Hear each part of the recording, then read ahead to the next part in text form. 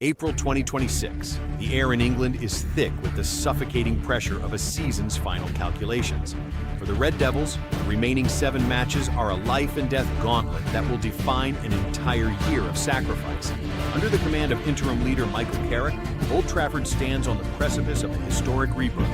This is the ultimate war, where the desperate hunt for Champions League football and the prestige of the elite collide. Let's be blunt, United's entire season now hangs on a razor-thin edge, and that edge is the Champions League. The same squad, the same resurgence, and Carrick on the touchline, but fail to reach the UCL, and the entire narrative turns cold. A successful rebuild? No. Without Europe, it's just a spark that lacked the final punch. The progress feels hollow, a state of limbo where no one truly believes the ghost of the past has been exorcised. This is why the Premier League is the final frontier. Carrick's credibility, the maturity of the core, and United's gravitas in the upcoming transfer window. Everything is at stake. England now holds 5 Champions League slots. The door is wide open, making failure absolutely unforgivable. English football has sealed its dominance at the top of the UEFA coefficients, thanks to Arsenal's 1-0 tactical strike against Sporting. This is an invaluable gift. The Premier League officially has 5 spots in the 2026 Champions League. Look at the raw numbers after 31 rounds. United sits third with 55 points. 56 goals scored, 43 conceded.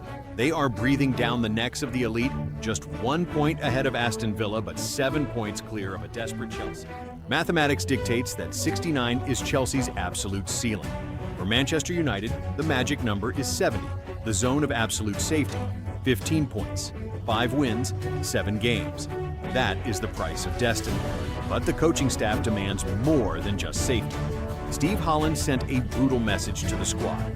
The language we speak here is about finishing at the absolute peak.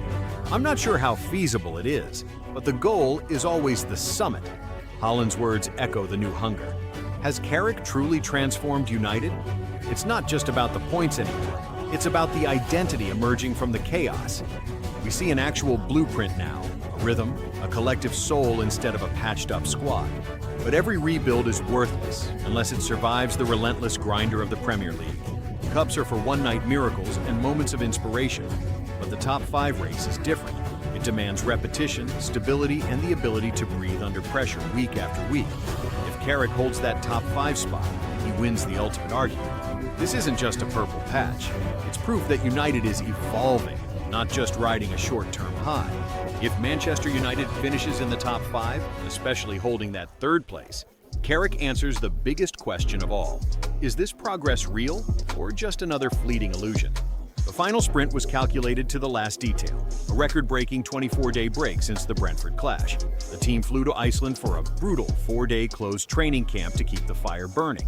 We focused on intense training, but being here, sharing meals and moments, it builds a connection that tactics alone can't touch, Carrick admitted. But Dublin wasn't just about bonding. It brought a massive shock of adrenaline. The Iron center-back Lisandro Martinez is back in training, a psychological dopamine hit for the entire defense. Brian Mbeumo, with 9 goals this season, can't hide his admiration for the boss. I love playing under Carrick. He understands this club's DNA and knows exactly how to talk to us. He's family, and that makes everything on the pitch feel natural, the striker added. The Premier League is the final battleground, not just for points, but for United's entire corporate future. They can no longer survive on the ghosts of past glory. Every ambition now requires brutal, cold hard results. New stadiums, structural rubber, commercial power, and the magnetic pull for world-class stars, it all boils down to one thing. Does United have a ticket to the Champions League? With the UCL, revenue skyrockets and elite players see a project they can bet their careers on. Without it, the plan continues.